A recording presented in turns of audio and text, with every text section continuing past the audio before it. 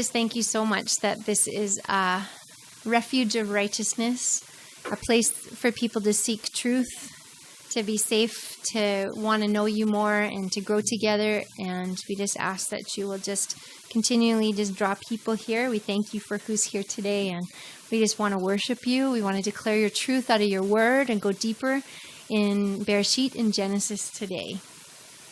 So today is from Proverbs 30, 3-6, and it's in the Septuagint. And it just speaks about the majesty of Yahweh. And Solomon's talking about how he's been taught, that Yah actually taught him wisdom, and that he knows the knowledge of the holy. And that's a great prayer for us to pray, is that we just would be taught Yah's wisdom. Just lead us in your truth, and that we know the knowledge of you, Yah.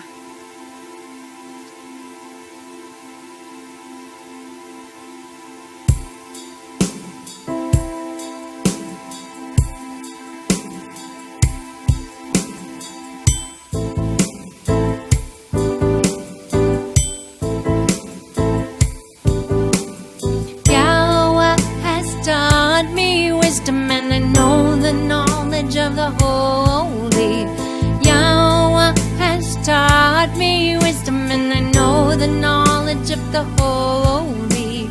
Yahweh has taught me wisdom, and I know the knowledge of the holy. Yahweh has taught me wisdom, and I know the knowledge of the holy. Yahweh has taught me wisdom, and I know the knowledge of the holy. Yahweh has taught me wisdom, and I know the knowledge of the holy. Who has gone up to heaven and come down? Who has gathered the winds in the fold of his robe? Who has wrapped up the waters in a garment? Who has dominion of all the ends of the earth?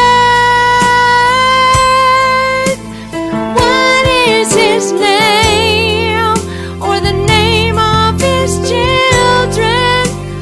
What is his name? Yahweh, Yahweh.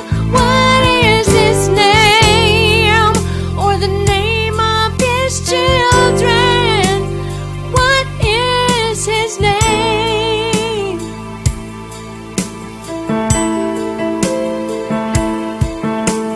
Yahweh has taught me wisdom, and I know the knowledge of the holy. Yahweh has taught me wisdom, and I know the knowledge of the holy. Yahweh has taught me wisdom, and I know the knowledge of the holy. Yahweh has taught me wisdom, and I know the knowledge of the holy. Who has gone up to heaven and come down?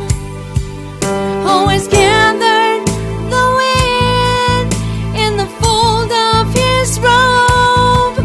Who has wrapped up the waters in a garment? Who has dominion of all the ends of the earth? What is his name, or the name of his children? What is his name, Yahweh?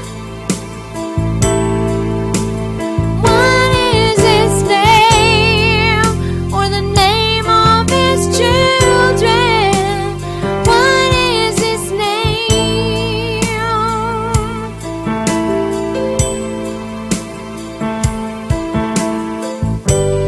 For all Yahweh's words are tried in the fire, and he defends those that reverence him. Add not to his words, lest he reprove you, and you'll be made a liar. For all Yah's words are tried in the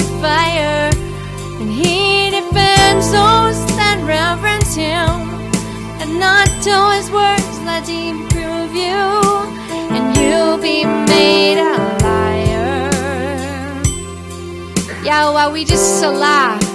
We just meditate on you. We just meditate on your wisdom, your truth. You have taught me wisdom. You have taught me the knowledge of being set apart for you. Continue to help me to walk in your truth.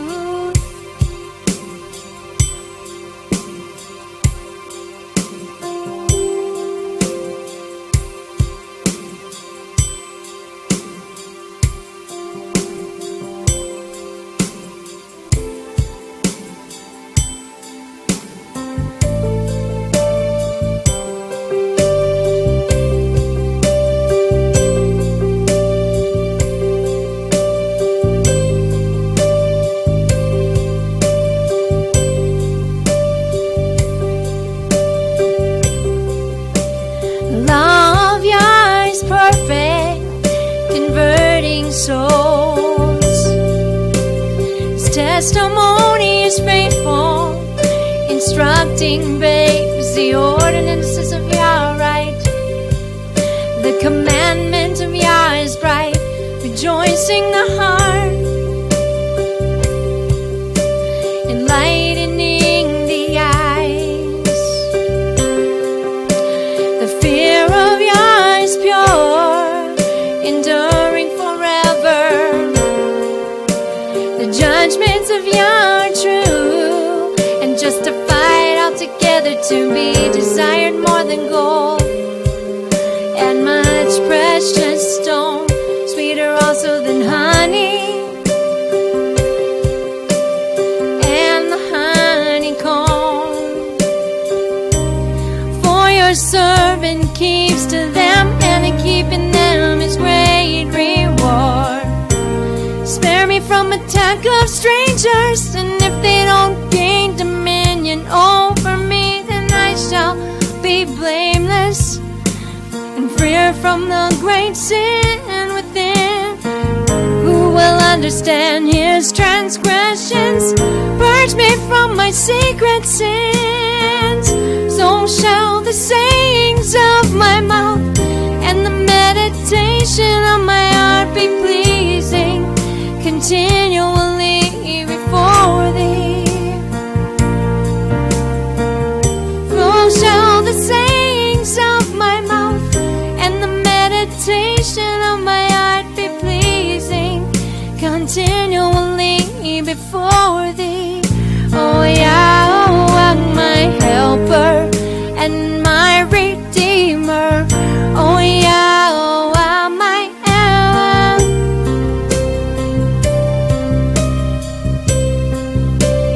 Yahweh, my helper and my redeemer.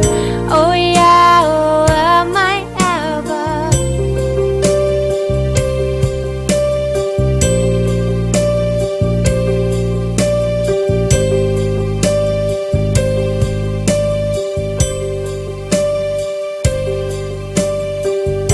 So shall the sayings of my mouth and the meditation of my heart be pleasing continually before thee.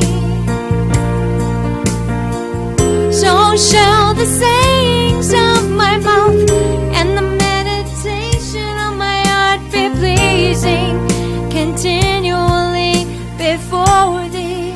Oh Yahweh, my helper and my redeemer. Oh Yahweh, my Abba.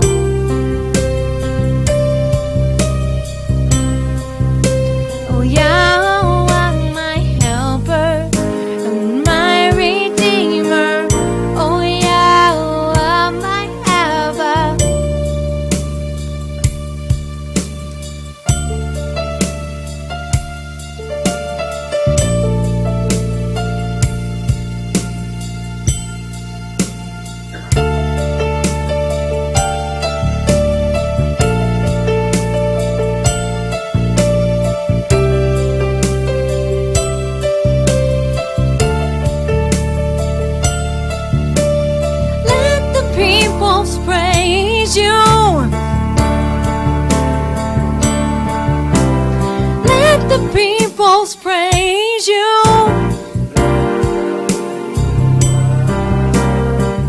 Let the peoples praise you. Let the peoples praise you.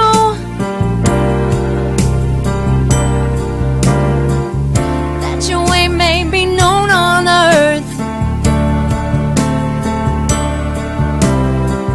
Your salvation among all nations. Be glad and sing for joy, all nations. Shall judge and rule the people. Then the earth shall yield her increase. Our own Yah shall bless us.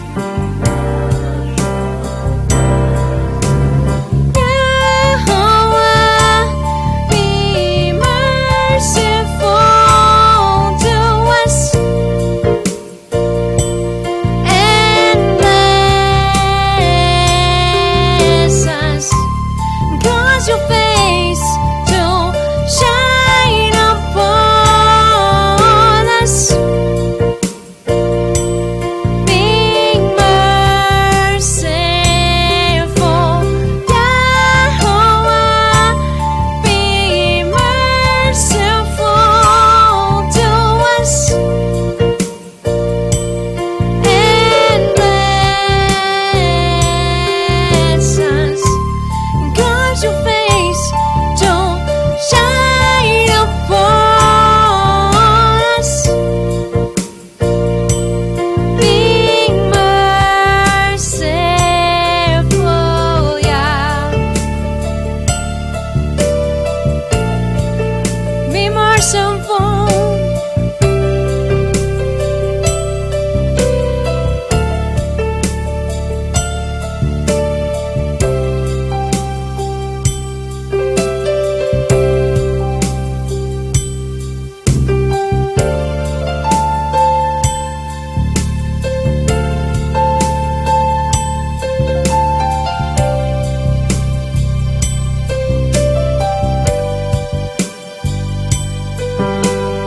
Lead me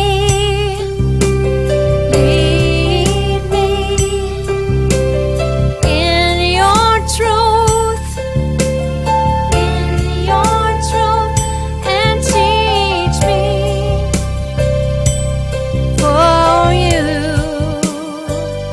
are my authority. You're my Savior.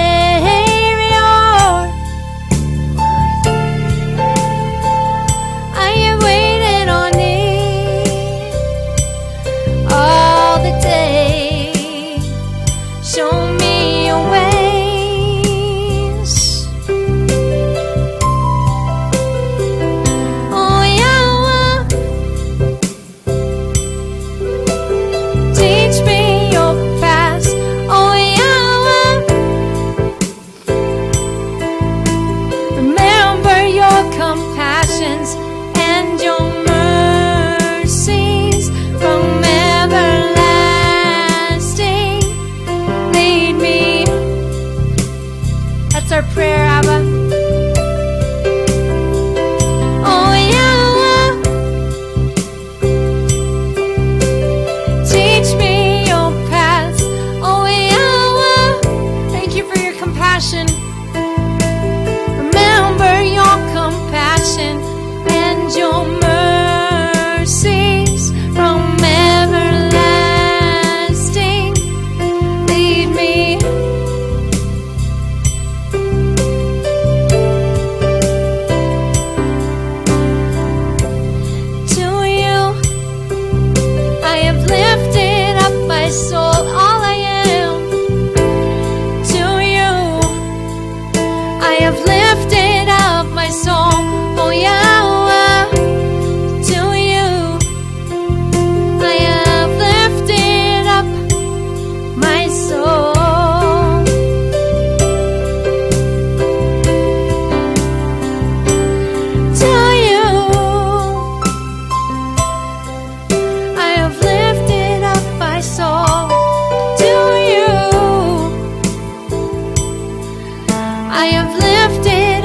my soul.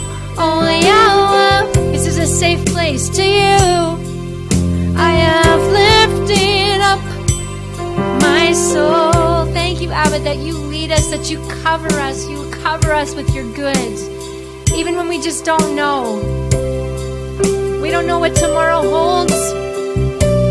We don't know, but we emunah. We tikva. We have hope. We have trust in you. We have certainty in who you are and whose we are. And that's all we need to know as your children. Following in your path, teaching us your ways, leading us in your truth. Lead us in your truth. To you, I have lifted up my soul. To you, I have lifted up my soul. Oh Yahweh, to you, I have lifted up my soul.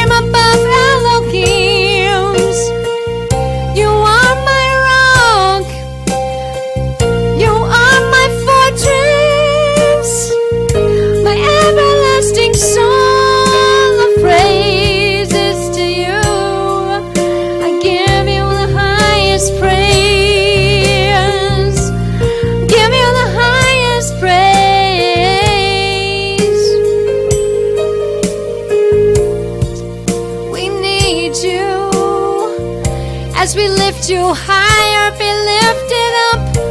We declare that you are Lord, you are King of our lives, King of every detail to your kingdom, your laws, your standards, your ordinances. We trust you. We entrust our lives to you. What a safe place.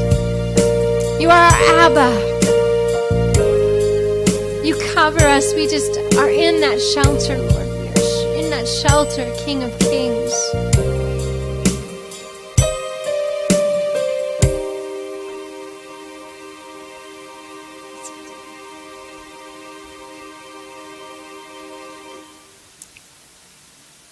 Continue to just minister to our hearts as we just see the prophetic timeline, even through where we are in Bereshit today. We have to know what's at the beginning to know what's at the end. So we just pray these things in your name, Yahuwah, through the blood, the sprinkling of the blood on the covenant, through Yeshua. Amen. Amen. Thank you, Davene. Good night, everyone. Hope you're all doing well. Hope you're enjoying the new ambience and the arrangement of everything as we resume from where we left off the last time. So thank you all for coming, and we are still in Bereshit chapter 19.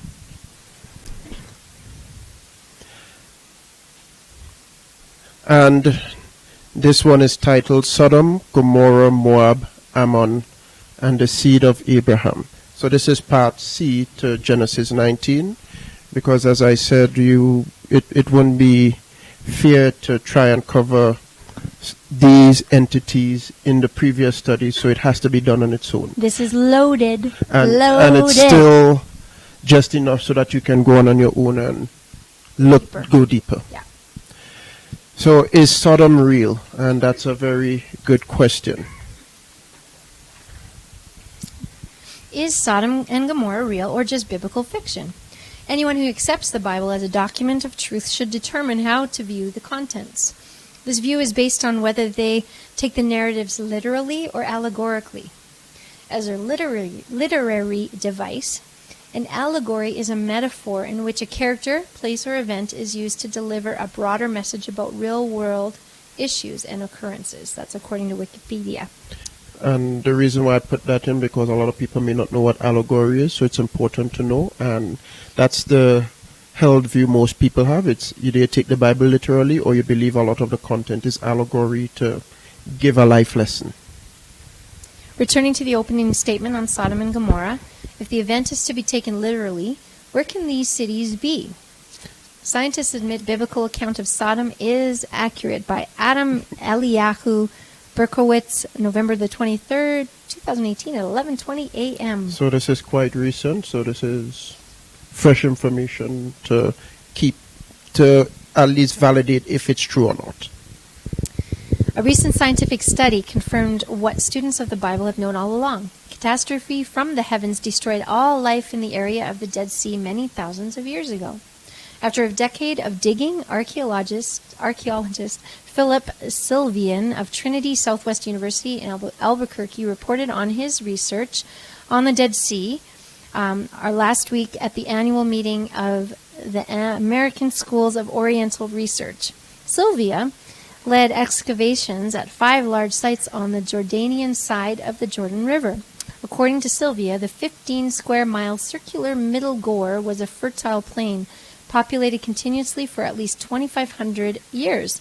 Some form of catastrophe 37 years ago brought this to a sudden... 3,700. Did I say something wrong? 3,700 years ago brought this to a sudden end, wiping out all of the estimated 40,000 to 65,000 people who inhabited the area at the time. Studies of the remains of 120 small settlements in the region showed signs of extreme collapse inducing heat and wind. Pottery was discovered to have been exposed to heat so intense that it melted into glass.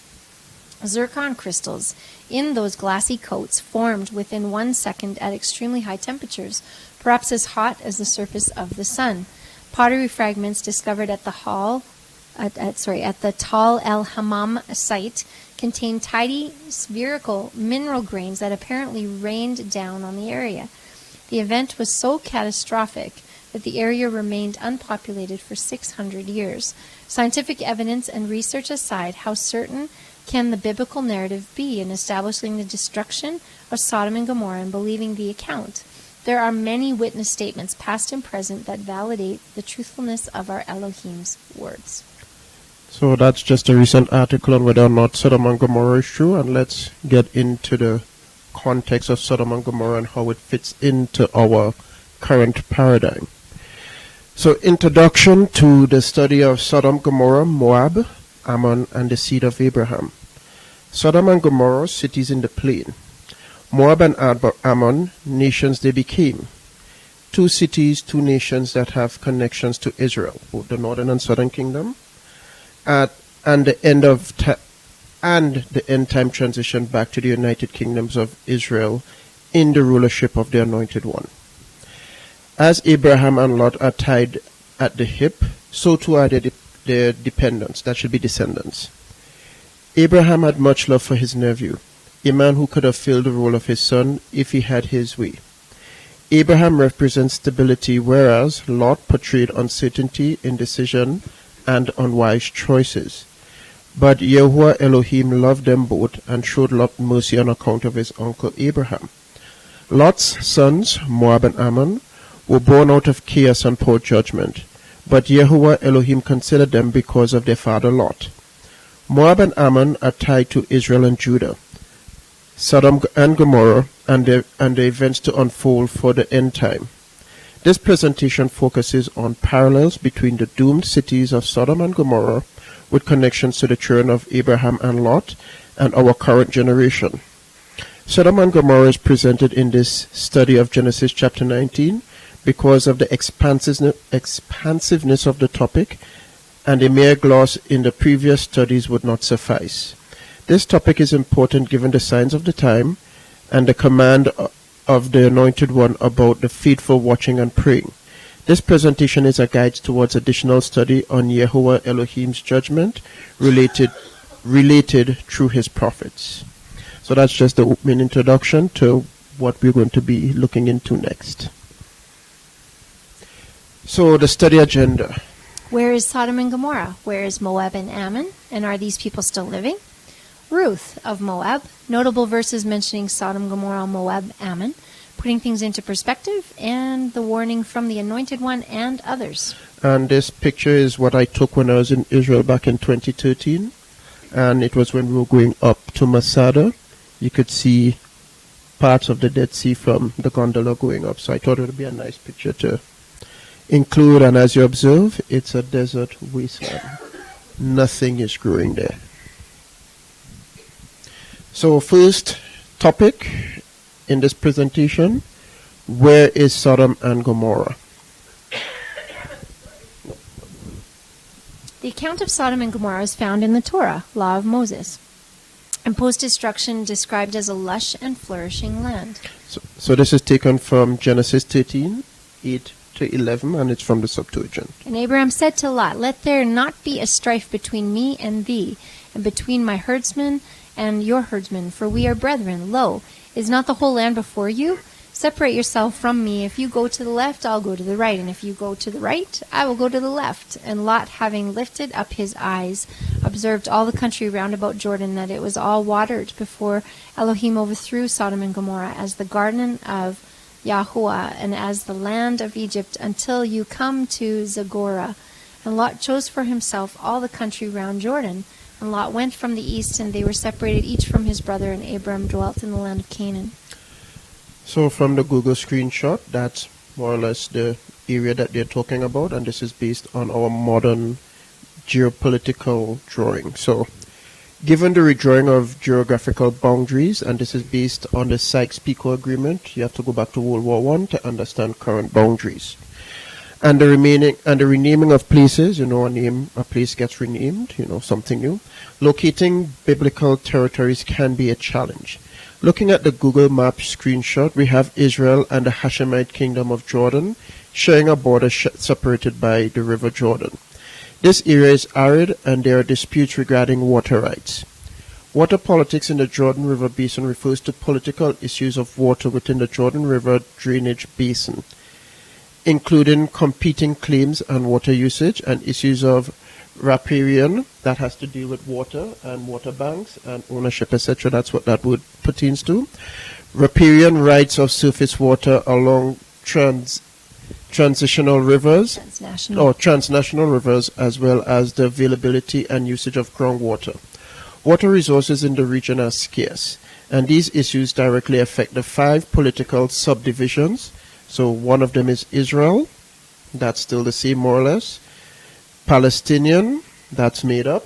We know that came from past conflicts, and they wanted Israel to forget their name, so they used Palestinian. West Bank territory, another made-up name. Lebanon, still the same. Syria, still the same. Jordan is more or less a modern construct of Jordan as before. Located within the bordering the basin, which were created since the collapse during World War I. So you see, all of this is more or less technically new. Of the former single controlling entity, the Ottoman Empire. And this is important. It will come. Yes. We'll see why this is important to know. We have to know why they do this. This is not by accident. Yeah. This is purposeful what they do by renaming everything. So continuing on, where is Sodom? Stepping back to Genesis 14, the cities under judgment are mentioned when Lot was kidnapped and his savior, and I put that in quotes, his uncle Abraham came to his rescue. So this is from Genesis 14, verse 8. And the king of Sodom went out, and the king of Gomorrah, and the king of Admah, and the king of Zeboim, and the king of Balak. This is Sigor, and they set themselves in array against them for war in the Salt Valley. So stepping back, you see Sodom and Gomorrah was mentioned, and it was mentioned to give you a setup for future events. This area is also termed the city of the plain. According to the Torah, the kingdoms of Sodom and Gomorrah were aligned with the cities of Admah, Zeboim, and Bela. These 5 cities, also known as cities of the plain, in quote, in brackets from Genesis is the authorized version that they are claiming this from, were situated in the Jordan River plain in the southern region of the land of Canaan. The plain, and this is a map of that location, the plain was compared to the Garden of Eden as being well watered and green, suitable for grazing livestock. These cities dotted the riverbank and were not in a cluster as some believe. Some believe that to the very bottom here, the cities were clustered together. If you look up, you'll find old maps that show that. But in actuality, they actually dotted along the riverbank where the water course was, and for good reason. Water is life, and again, they said it was a well-watered area, so it would be sensible to build your cities along the riverbank for them to flourish, trade, etc. In that picture with the agenda, as you can see, it's not lush, it's dead. So this is one of the maps showing where the possible locations of each of those cities could have been along the Jordan riverbank. So continuing, where is Sodom and Gomorrah? This location is accessible, and there are visible signs of a civilization existing and being destroyed in the areas shown in the previous map. From the visual signs, there is no doubt that there were cities in the locations and those cities flourishing for a period. Whether these cities are those mentioned in the Torah, given the visual signs, the evidence would be disputed by those who want to destroy the name of YHWH Elohim and everything he stands for. The visual evidence backs the biblical account of the cities being along the banks of the Jordan River. There are many videos that document this evidence and would be linked on the Bible study website. So these 4 images are just pictures that people took of that region, showing that yes, there was something substantial existing there, and the bottom 2 pictures is of brimstone that you can still actually light. And if you can afford it, you can do a tour in that area, but it's costly. And if I do get to go back to Israel before anything crazy happens, that's one of the locations I'd like to go, just to see for myself.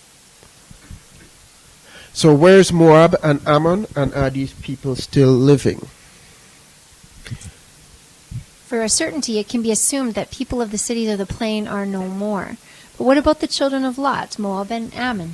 Over time and myriad of conflicts, people have been migrating either forcefully or voluntary, using Lot and the kingdoms of Israel and Judah as an example. So Lot and his possessions were taken.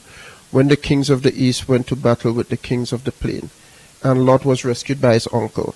And this is captured in Genesis chapter 14, verse 11 to 13. Can you quickly bring that up? What are you asking of me? No, I'm just asking Sarah if she could read that passage.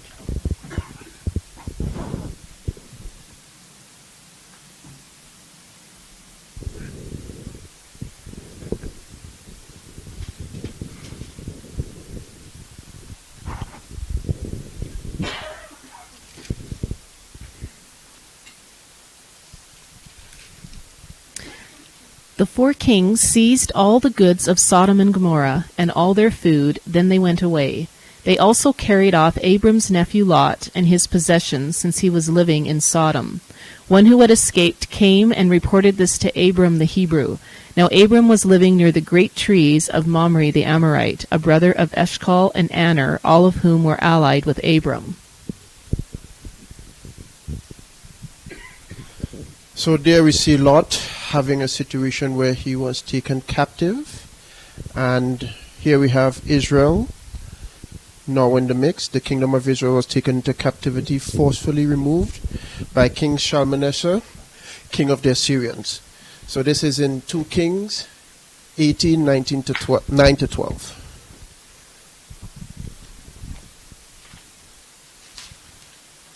Okay. In King Hezekiah's 4th year, which was the 7th year of Hoshea son of Elah, king of Israel, Shalmaneser, king of Assyria, marched against Samaria and laid siege to it. At the end of 3 years, the Assyrians took it, so Samaria was captured in Hezekiah's 6th year, which was the 9th year of Hoshea, king of Israel.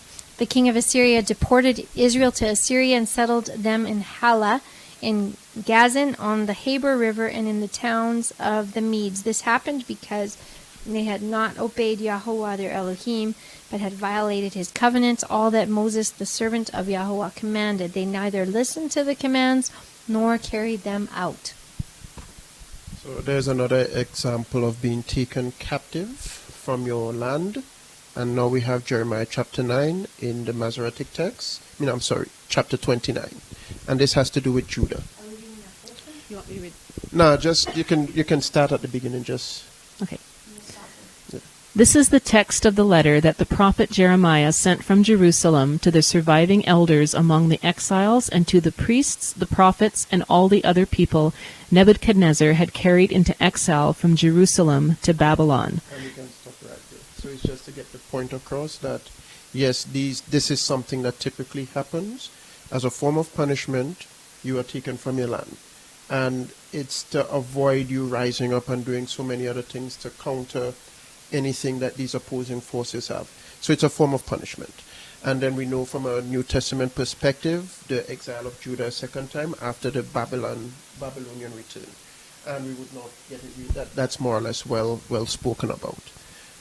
One thing I wanted to say is to note in the Septuagint how different the chapters are in Jeremiah. I'm going through Jeremiah right now, so they don't coincide with King James. Chapter 20. Yeah, it all goes a little crazy. You have to dig to compare. Do you So. think that sometimes he removed people from their land to keep the land from getting more contaminated, and even when he set Sodom and Gomorrah on fire, it was maybe to kind of purify the land a bit yes from as all well. the sin? Yes as well. And when we get deeper into some of the rules pertaining to how you care for the land, if the land does not get its rest, it's going to get its rest somehow. So that exile is also part of the land getting the rest that it's supposed to get based on the sabbatical years. So that is also, but it's only for Israel, not for anyone else. So continuing. This forced movement of people was used as a form of punishment and subjugation of people. Exile in the Hebrew Bible by Martin A. Halverson Taylor. Exile, Hebrew galut, or forced migration, is a theme that recurs throughout the Hebrew Bible, starting with Adam and Eve, who are forced to leave Eden. The story of Israel's formation begins when Abraham is exiled from his kin and his land to the land that Yahweh promises to him, Genesis 12:1-2. Jacob and Joseph spent time in exile, and Moses lives his whole life in exile. The threat and the reality of exile resurface time and again within the Hebrew Bible and punctuate some of its major canonical divisions. The first 5 books of the Hebrew Bible, the Pentateuch or the Torah, end with Israel anticipating its entry into the Promised Land, but perched on the edge of the Jordan River, still in exile, the fulfillment of the promise of the land is still elusive. The next section of the canon, the Deuteronomistic history, Deuteronomy through Kings, ends with the Babylonian captivity. Historically, Israel and Judah experienced a number of major exiles. Foremost among these was the exile of the northern kingdom of Israel at the hands of the Assyrians around 720 BCE. These exiled people were presumably deported and scattered within the Assyrian Empire. Although we know little of their fate, their dispersal gave rise to the tradition of the 10 lost tribes of Israel. In 597 BCE, the elite of the southern kingdom of Judah, including the prophet Ezekiel, was exiled by the Babylonians. And in 586 BCE, when the temple was sacked and burned by the Babylonians, a new wave of Judean exiles arrived in Babylon. Others fled to Egypt, although a significant number of Judeans also remained behind in Judah, and that's typically the poor people because they can't afford to do anything. By the 6th century BCE, there were vibrant pockets of Jewish exiles living in both Egypt and Mesopotamia. So this is a recurring theme of exiles taking place within that community as a form of punishment. So continuing on this topic of where is Moab and Ammon. Looking at the Arab Spring conflicts that saw the overthrow of many authoritarian governments in the geopolitical regions of northern Africa and the Middle East, former lands of the Ottoman Empire, and also the Venezuelan situation. These conflicts saw the resurgence of slavery in Libya and a so-called refugee crisis in Syria, and now mass migration to the surrounding regions of Venezuela. Things that make you go, Though tragic, let's not get our emotions in the way of the reality of these events. Resulting from these conflicts is a similar situation to the forced migrations of peoples in biblical times. The optics of the situation is a little different because of how the media frames the narrative for public consumption. The hidden powers behind it all have orchestrated conflicts to hide their true intentions. The deck is being stacked as their vision of society is shaped just as the Tower of Babel. Many of the migrants caught up in the chaos are just as unaware of the true intentions. Many may think that escaping to the West is a fresh start and a great opportunity to realize personal dreams. For many, the migration to Western lands have not materialized the success they were expecting. The hidden powers are just using people to achieve their alternate goal of usurping the authority of our YHWH Elohim as they continue to defy his instructions and mess with his order. So building up to what I'm trying to bring forward, as you can see with these two maps, what they term the Middle East keeps changing shape, and that's intentional. Again, if you don't know where something is, you can't find where something is.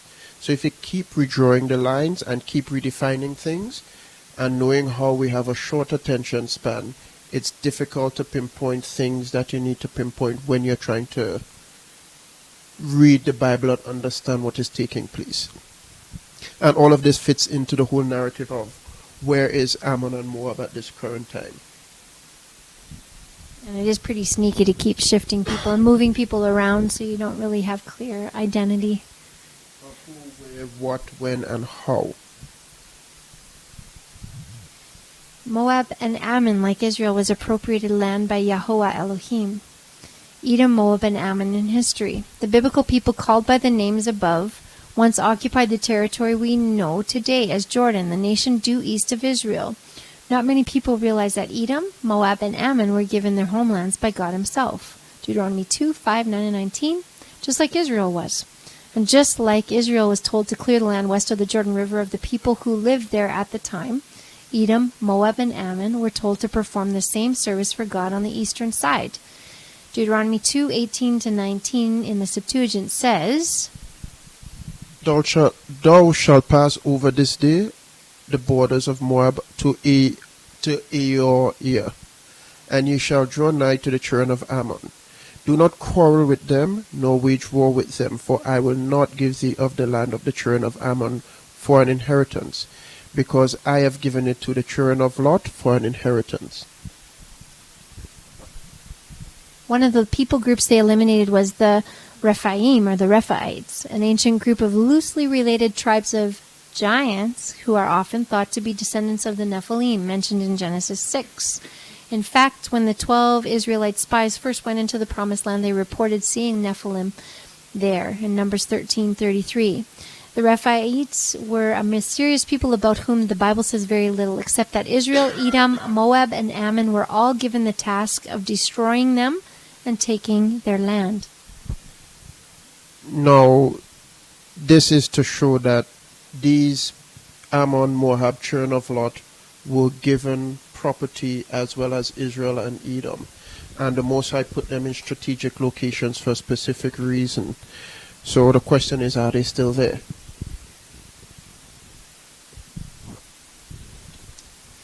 Starting there. Okay, this land now encompasses the modern-day Hashemite kingdom of Jordan. Iraq was also a Hashemite kingdom before the monarch was overthrown and eventually led by the puppet Saddam Hussein.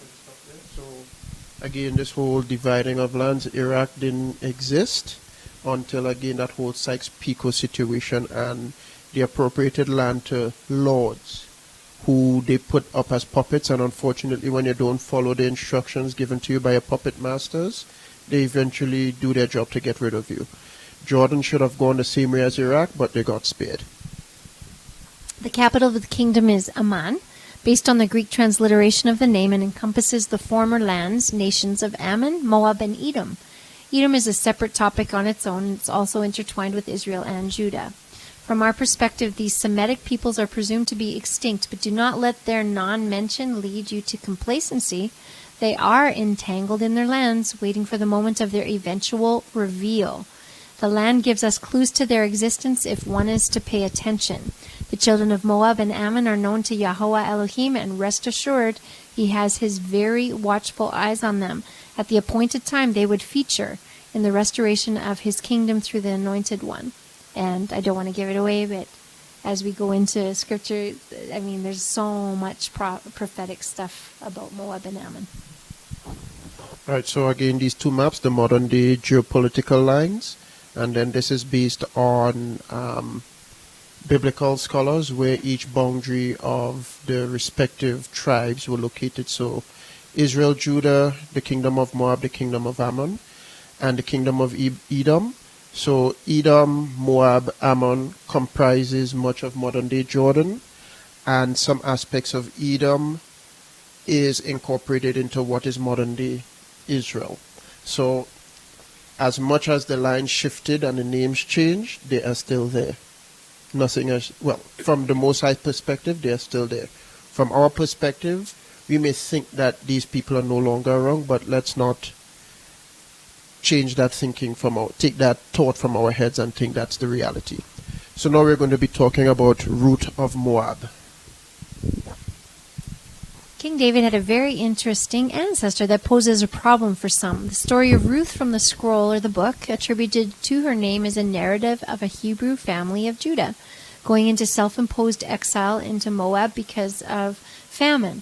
This famine may have been as a result of Israel's unified... when I mean unified, that's before Israel was split, so hence unified Israel. Okay, reluctance to follow the instructions given through the servant Moses from YHWH Elohim. When this family moved to Moab, all seemed well. The children grew up and married, and then tragedy struck.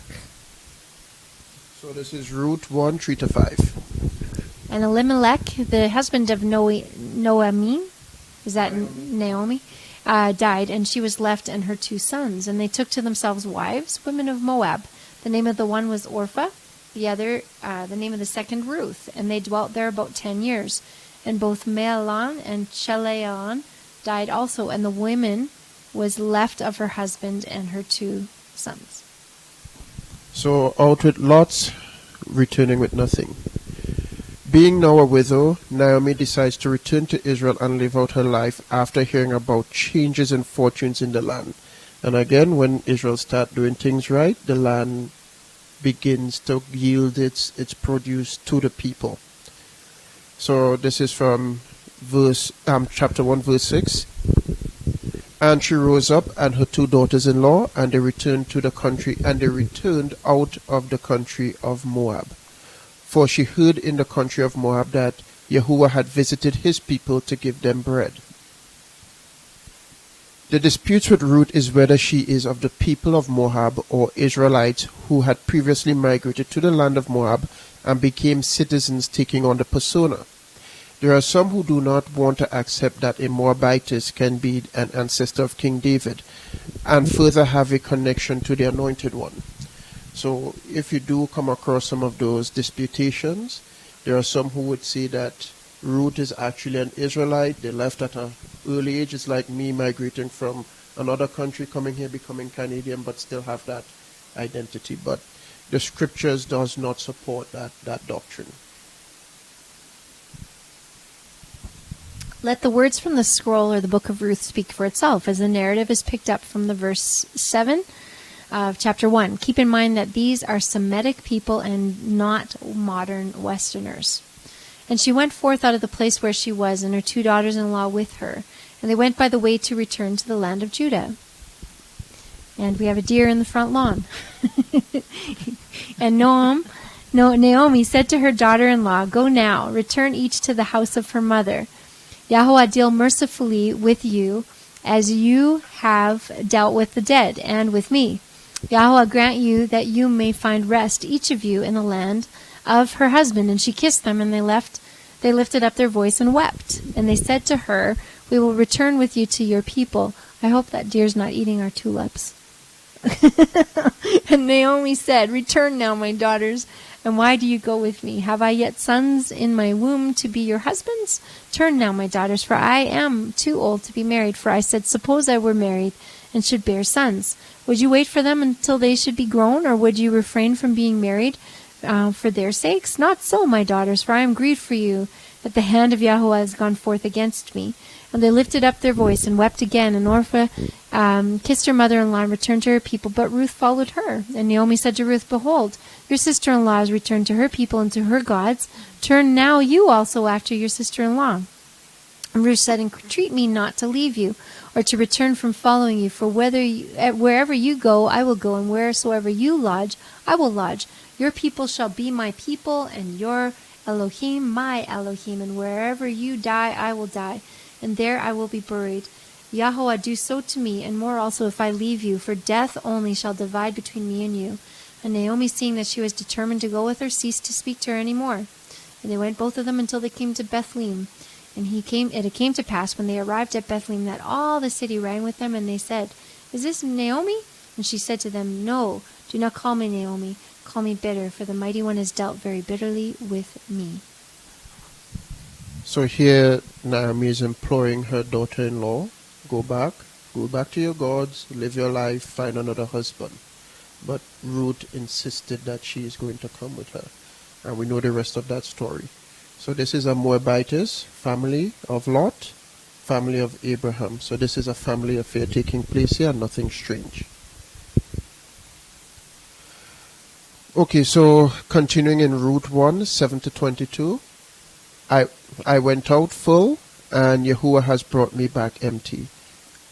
And why call me Naomi, whereas Yahuwah has humbled me, and the Mighty One has afflicted me?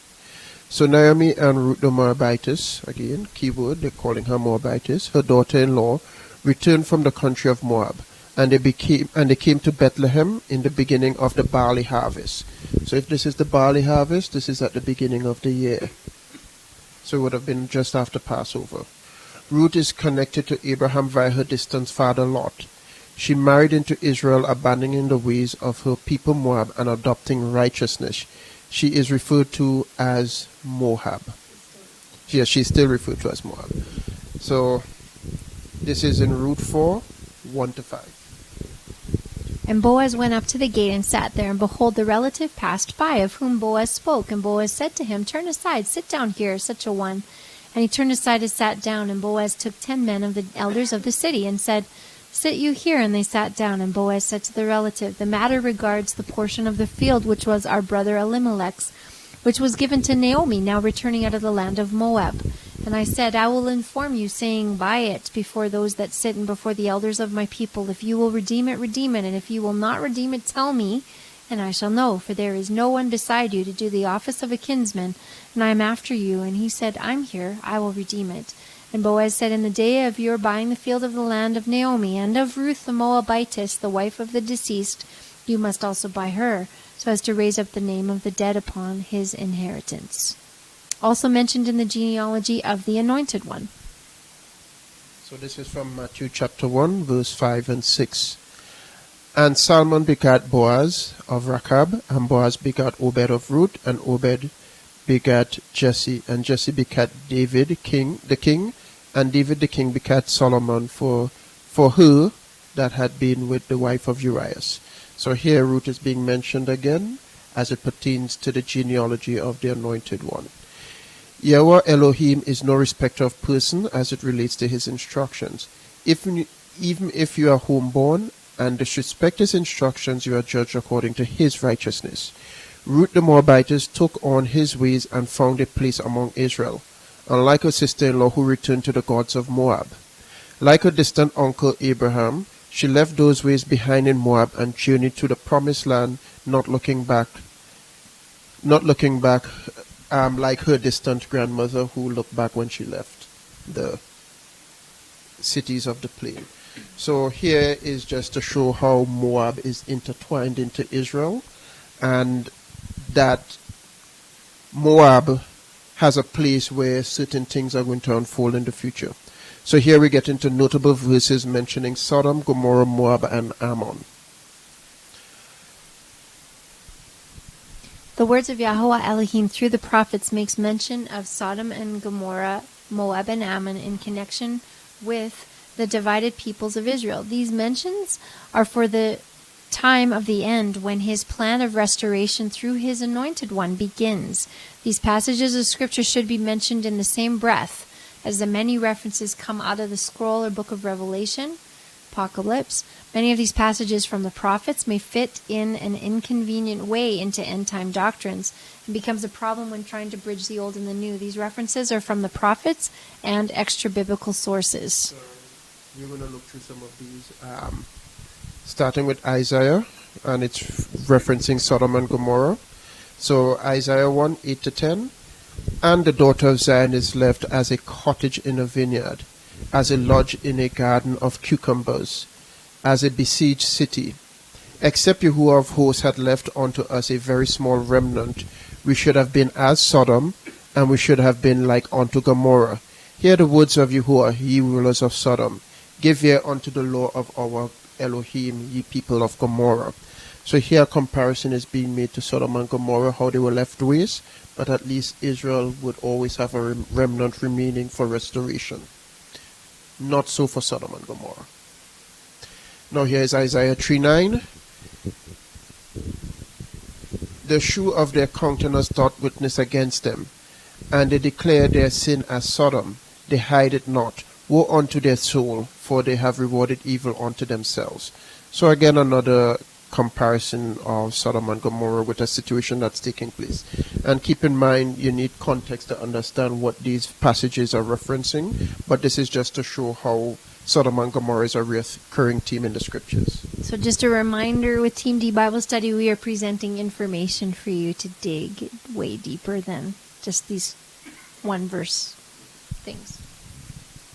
So here is Isaiah 13, 19-22. And this one should have some significance based on how people are viewing current circumstances with the U.S. And Babylon, the glory of kingdoms, the beauty of the Chaldees, excellency, shall be as when Elohim overthrew Sodom and Gomorrah. It shall never be inhabited, neither shall it be dwelt in from generation to generation. Neither shall the Arabian pitch tents there, neither shall the shepherds make their folds there. But wild beasts of the desert shall lie there, and their houses shall be full of doleful creatures, and owls shall dwell there, and satyrs shall dance there. And the wild beasts of the island shall cry in their desolate houses, and dragons in their pleasant palaces. And her time is near to come, and her days shall not be prolonged. Now the question is, do you take this literally, or do you see this as allegory? Some people would say this is allegory. I take this literal. Bible has to be literal. So continuing with some references. So this is from Jeremiah. Jeremiah 23:13-15. And I have seen folly in the prophets of Samaria. They prophesied in Baal and caused my people Israel to err. I have seen also in the prophets of Jerusalem a horrible thing. They commit adultery and walk in lies. They strengthen also the hands of evildoers, that none do return from his wickedness. They are all of them unto me as Sodom, and the inhabitants thereof as Gomorrah. Therefore, thus says Yahweh of hosts concerning the prophets, Behold, I will feed them with wormwood, and make them drink the water of gall. For from the prophets of Jerusalem is profaneness gone forth into all the land. I wonder if he's still doing that to the modern day prophets who claim to be speaking in his name. Jeremiah 49:17 and 18. That's from the Masoretic, and verse chapter 29, 17 to 18 from the Septuagint. Also Edom shall be a desolation. Every one that goes by it shall be astonished and shall hiss at all the plagues thereof, as in the overthrow of Sodom and Gomorrah and the neighbor cities thereof, says Yahweh. No man shall abide there, neither shall a son of man dwell in it. And Jeremiah 50:38-40 and 27:38-40 in the Septuagint. A drought is upon her waters, and they shall be dried up, for it is the land of graven images, and they are mad upon their idols. Therefore the wild beasts of the desert with the wild beasts of the island shall dwell there, and the owls shall dwell therein. And it shall no more be inhabited forever, neither shall it be dwelt in from generation to generation. As God overthrew Sodom and Gomorrah and the neighbor cities thereof, says Yahweh, the Yahweh, so shall no man abide there, neither shall any son of man dwell therein. So this is Jeremiah backing up what Isaiah just said. So it's similar in its context. So continuing, Ezekiel, Sodom and Gomorrah. Ezekiel 16:48-50. As I live, says Yahweh, this Sodom and her daughters have not done as you and your daughters have done. Moreover, this was the sin of your sister Sodom, pride. She and her daughters lived in pleasure, in fullness of bread and in abundance. This belonged to her and her daughters, and they helped not the hand of the poor and needy.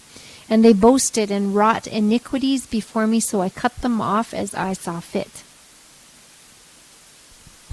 Now, this passage of scripture is used in connection with the whole discussion of alternative lifestyles.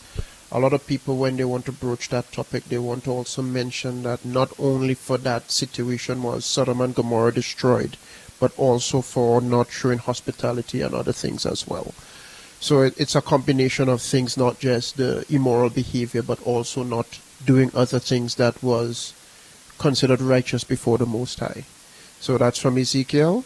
And we have Amos talking about Sodom and Gomorrah. Amos 4:10-12. I sent pestilence among you by the way of Egypt, and slew your young men with the sword together with your horses that were taken captive. And in my wrath against you I set fire to your camps, yet not even thus did you return to me, says Yahweh. I overthrew you as Elohim overthrew Sodom and Gomorrah, and you became as a brand plucked out of the fire. Yet not even thus did you return to me, says Yahweh. Therefore, thus will I do to you, O Israel. Nay, because I will do thus to thee. Prepare to call on your Elohim, O Israel. Future. And then we have Jeremiah talking about Ammon. So this is from Jeremiah chapter 49, 1-3. Concerning the Ammonites, thus said Yahuwah, had Israel no sons? Had he no heir? Why then doth their king inherit Gad, and his people dwell in his cities? Therefore, behold, the days come, said Yahuwah, that I will cause an alarm of war to be heard in Rabbah of the Ammonites, and it shall be a desolate heap, and her daughters shall be burned with fire. Then shall Israel be heir unto them that were his heirs, saith Yahuwah. Howl, O Heshbon howl, O Heshbon, for I is spoiled. Cry, ye daughters of Rabbah. Gird you with sackcloth, lament, and run to and fro by the hedges. for their king shall go into captivity, and his priests and his princes together. So this passage is indicating it seems as though the Ammonites may be possessing Israel's land, and that's not a good thing, or at least parts of it. And we know Gad is in that proximity of where Bashan is, Golan, modern day Golan. That's that vicinity I think they're talking about there. So Isaiah talking about Moab, and this is from 15:1-2. The word against the land of Moab, Isaiah 15. By night the land of Moab shall be destroyed, for by night the wall of the land of Moab shall be destroyed. Grieve for yourselves, for even Dibon, where your altar is, shall be destroyed. Thither shall you go up to weep. Over Nabal of the land of Moab, howl you, baldness shall be on every head, and all arms shall be wounded. I think Nebo is a god. I didn't look it up, but it's something to look up. I think that was one of the gods of Moab. I could be wrong about that. And here we have Zephaniah talking about Moab and Ammon. So Zephaniah chapter 2, 8-9. I have heard the reveling of Moab, and the insults of the children of Ammon, wherewith they have reviled my people, and magnified themselves against my coast. Therefore, as I live, saith Yahuwah of hosts, the Elohim of Israel, Moab shall be as Sodom, and the children of Ammon as Gomorrah, and Damascus shall be as a heap of the threshing floor, and desolate forever. And the remnant of my people shall plunder them, and the remnant of my nations shall inherit them. Future. And this is from an extra biblical source. As 2 Ezra 2:8, woe be unto you, Asher, thou that hides the unrighteous in you. O you wicked people, remember what I did unto Sodom and Gomorrah, whose land lies in clods of pitch and heaps of ashes. Even so also will I do unto them that hear me not, says the Almighty Yahuwah. So now let's putting everything into its perspective. The children of Lot features prominently with the children of Israel throughout their histories and in end times. Their respective borders are not that distant from each other, with various levels of influence, as highlighted by Brute Rutledge. And this is a little excerpt from a piece that he wrote. In the Hebrew Bible, the relationship between Israel and Moab is an enigma. On one hand, Moab is the enemy. Moabite history begins with an ethnic joke that goes back to Lot's incestuous relationship with his daughters, implying that the similarity in Hebrew between Moabite, and Me-Abi, of my father, was no coincidence, and that's from Genesis 19:37. Moabite women led the men of Israel into sin during the Exodus, and that's in Numbers 25:1-2, and Solomon into sin as king, and that's from 1 Kings 11:1 and 1 Kings 11:7. The offspring of such unions are barred from entering the assembly of Yahweh even unto the 10th generations, according to Deuteronomy 23:3. The Moabite king Balak hires Balaam to curse the Israelites, but is foiled by a talking donkey, Numbers 22:24. And a later Moabite monarch, Eglon, oppresses Israel until he is assassinated by the clever Ehud with his left hand from the tribe of Benjamin, and that's in Judges 3:12-30. Yes, Ehud had a funny right hand, so he was left-handed. That's why he uses it, and Eglon was a fat pig. Anyway, continuing. The victorious King David is said to have systematically executed 2 out of every 3 Moabite captives. 2 Samuel 8:2. Elisha prophesies water in the desert and victory over Moab. But when the king of Moab sacrifices his firstborn son, a great wrath is unleashed against the armies of Israel and Judah. Serious stuff, people, and this is literal, not allegory. The prophet Amos 2:1, Isaiah 15:16, Isaiah 25:10-12. Jeremiah, and it goes on, and the prophecies all prophesy the destruction of Moab. So in perspective, we are getting there. Family relations aside, not all is going to be well as previously read concerning Moab and Ammon in the prophets. Every declaration from YHWH Elohim through his servants should be looked at collectively and not through the optics of current social and political constructs, as not everything is as it seems. People, land, history, culture, government, etc. is only a part of the picture that's crafted to seem disconnected from the scriptures. Using the scriptures to shape perspective, the scriptures should shape the prophetic view, as in the opinion of Wayne Crowley discussing Moab and Ammon in the end times. The fate of Moab, Ammon, and Edom is an end-time Bible prophecy topic that a lot of people tend to overlook. Moab, Ammon, and Edom, located in Jordan, will have an important role to play in the future. In this article, I will give an overview of what will happen to Moab, Ammon, and Edom during the end times. The Bible indicates that Israel will destroy Edom, Moab, and Ammon in the future. Numbers 24:17-19 is a messianic prophecy that predicts that the Messiah will lead Israel's effort to destroy Moab and take over Edom. Verse 17, I shall see him, but not now. I shall behold him, but not nigh. There shall come a star out of Jacob, and a scepter shall rise out of Israel, and shall smite the corners of Moab, and destroy all the children of Seth. And Edom shall be a possession. Seir shall also be a possession for his enemies, and Israel shall do valiantly. Out of Jacob shall come he that shall have dominion, and shall destroy him that remains of the city. Similarly, Zephaniah 2:8-9 promises that Elohim will destroy Moab and Ammon, and the remnant of Israel will take over their lands in the future. I have heard the reproach of Moab and the revilings of the children of Ammon, whereby they have reproached my people and magnified themselves against their border. Therefore, as I live, says YHWH of hosts, the Elohim of Israel, surely Moab shall be as Sodom, and the children of Ammon as Gomorrah, even the breeding of nettles and salt pits, and a perpetual desolation. The residue of my people shall spoil them, and the remnant of my people shall possess them. Zephaniah 2:8-9. There's no doubt that Edom, Moab, and Ammon will be dealt with harshly in the future. However, a key question is, when will Israel deal with Edom, Moab, and Ammon? The question as to when is anyone's guess, but it can be assumed that the events outlined have not yet happened, and at the key moment of the Anointed One's return, it would all unfold. The takeaway is to connect the clues of the Scripture to develop a new perspective into scriptural understanding with the layers and patterns. And Edom, when we get to Edom, we'll deal with him because there are specific things pertaining to Edom, and I didn't want to cover it in this. So, warning from the Anointed One and others. When the Anointed One spoke to his disciples and those who came to seek his wisdom, he spoke of consequences that awaits.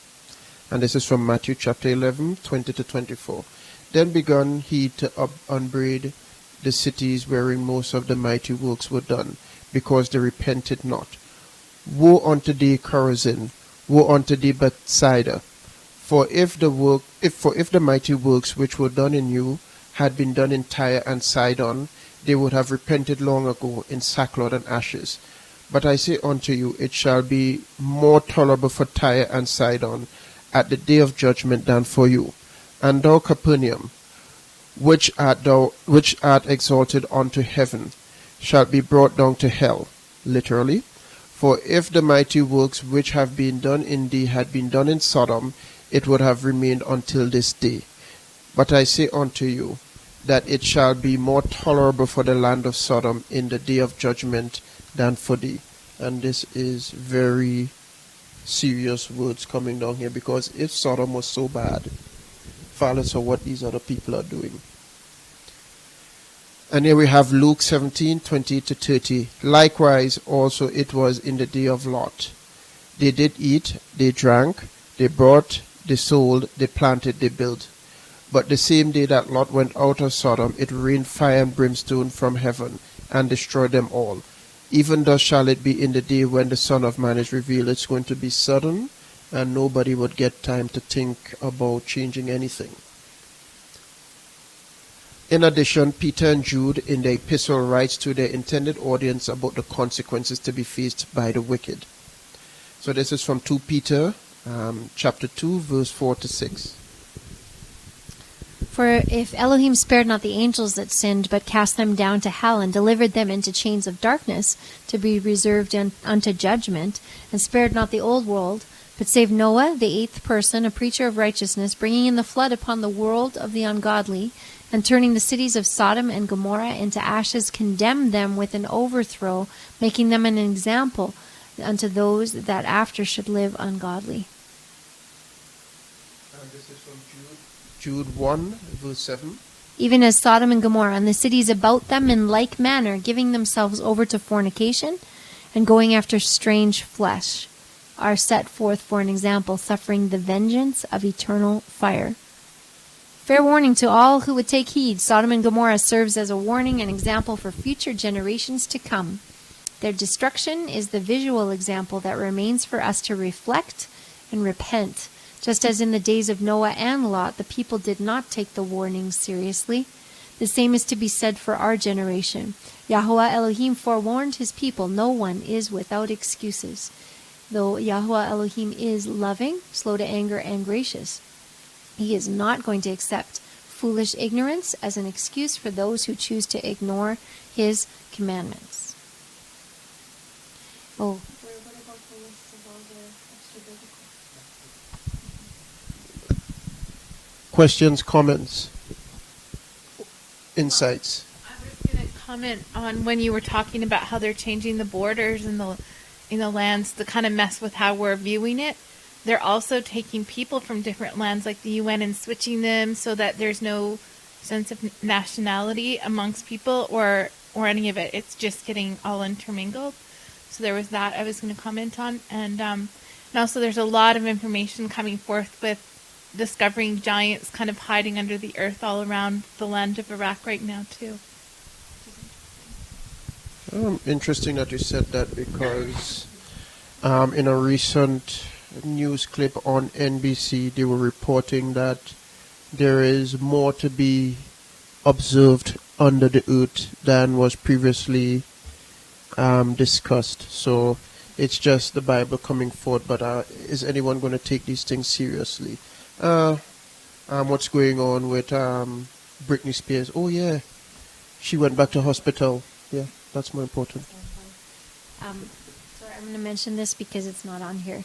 We're supposed to have a list of, like a really big list of all the connections with Sodom and Gomorrah extra biblically and stuff too, with a lot of these books that are not in canon that deal with that prophetically.